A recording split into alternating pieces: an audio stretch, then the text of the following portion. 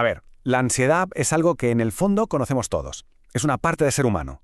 Pensemos en ella como una especie de alarma interna, ¿no? Un sistema que tenemos para que nos avise de un peligro y nos mantenga a salvo. Seguro que todo el mundo lo ha sentido alguna vez. Esta frase de Mignon McLaughlin lo clava, la verdad, porque a veces parece justo eso, que esa alarma interna no para de mirar a todas partes, al pasado, al futuro, a lo que está pasando ahora, todo a la vez.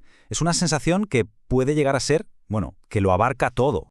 Y aquí está la pregunta del millón. Claro, ¿dónde está la línea? ¿En qué momento esa sensación, que es algo natural y normal, se convierte en otra cosa? En algo que en lugar de ayudarnos, nos paraliza. Pues vamos a analizarlo a fondo. Venga, entremos en materia. La diferencia fundamental, la clave de todo, está en cómo funciona esa alarma interna.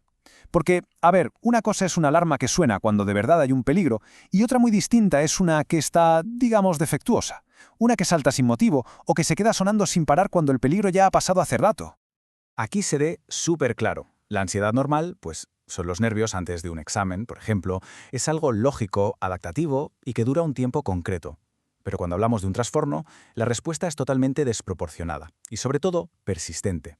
Esa alarma interna se queda como atascada, interpretando situaciones que no son peligrosas como si lo fueran. Y lo más importante, empieza a interferir de verdad en el día a día. Esta sería la definición más técnica, la clínica. Y fijémonos en los 3 pilares, que son la clave. Los síntomas son persistentes, o sea, no se van. Son excesivos, mucho más intensos de lo que la situación requeriría, y causan una alteración funcional significativa. Esto último quiere decir que hacen que sea difícil trabajar, estudiar, relacionarse. No es solo estar un poco nervioso, es una condición de salud real.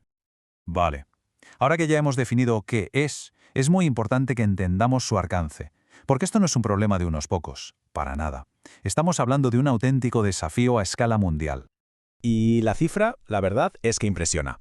Según datos de la Organización Mundial de la Salud, en 2021 había casi 360 millones de personas en el mundo con un trastorno de ansiedad. Ojo, esto los convierte en los trastornos mentales más comunes que existen. Es un dato que nos ayuda a poner el problema en perspectiva.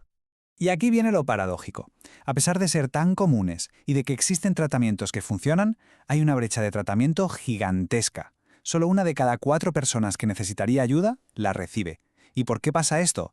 Pues por un montón de barreras. La falta de concienciación, el estigma social, el miedo al qué dirán o simplemente la falta de acceso a servicios de salud mental. La inmensa mayoría de la gente lo sufre en silencio. Bien, pasemos a otro punto clave. Porque cuando decimos ansiedad, en realidad estamos usando un término paraguas. Debajo de él se agrupan un montón de condiciones diferentes y cada una tiene sus propias características. No hay un único tipo de ansiedad. Para simplificar, podríamos decir que hay 2 patrones principales. Por un lado está la ansiedad, que es continua, como un run-run constante, una preocupación de fondo que nunca se va. Eso es muy típico del trastorno de ansiedad generalizada. Y por otro está la ansiedad episódica, que aparece de repente en ráfagas muy intensas como las crisis de pánico. Y es que cada trastorno tiene, por así decirlo, un miedo nuclear diferente. Por ejemplo, en el trastorno de pánico, el miedo principal es a sufrir más crisis de pánico. En la fobia social, el pánico es a la evaluación negativa de los demás, a ser juzgado o hacer el ridículo. Y en el trastorno de ansiedad generalizada, es esa preocupación constante y descontrolada por cosas del día a día. Como vemos, los síntomas pueden ser parecidos, pero el foco del miedo es muy distinto. Bueno, entonces, ¿cuál es el origen de todo esto? ¿Por qué ocurre?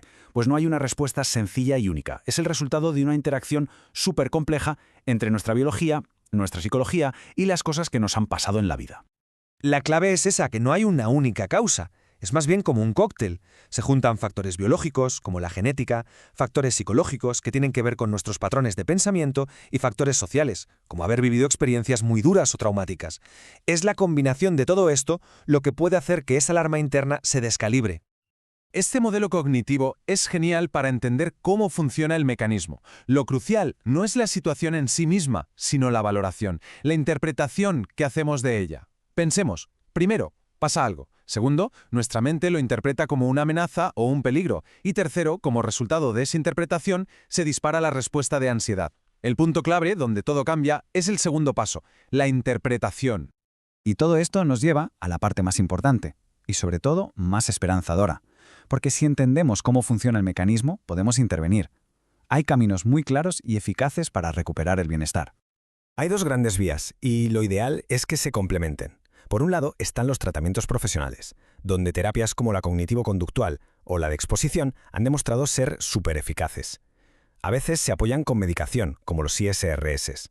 Y por otro lado está el autocuidado, o sea, todas esas estrategias que podemos aplicar para gestionar los síntomas, como hacer ejercicio, aprender a relajarnos o cuidar mucho la alimentación y el sueño. Vamos a profundizar un poquito en esos pasos prácticos del día a día. Cosas como reducir o evitar el alcohol y otras drogas, que a la larga empeoran la ansiedad. Hacer ejercicio de forma regular, que es un ansiolítico natural potentísimo. Mantener unos hábitos de sueño y de comida estables, que le dan orden a nuestro cuerpo. Y aprender técnicas de relajación, como el mindfulness. Son acciones muy concretas que suman muchísimo al bienestar general. Si tuviéramos que quedarnos con 3 ideas clave de todo este análisis, serían estas. Primero, los trastornos de ansiedad son comunes, muy comunes, no son ninguna rareza. Segundo, son complejos, no tienen una causa única. Y tercero, y esto es lo más importante de todo, son tratables. Hay esperanza y hay ayuda eficaz disponible. Y terminamos con una última reflexión. Quizás el simple hecho de hacer esto, de entender cómo funciona esta alarma interna, de comprender por qué salta y qué la mantiene sonando, quizás ese sea el primer paso y el más poderoso para empezar a quitarle el control y recuperar la calma.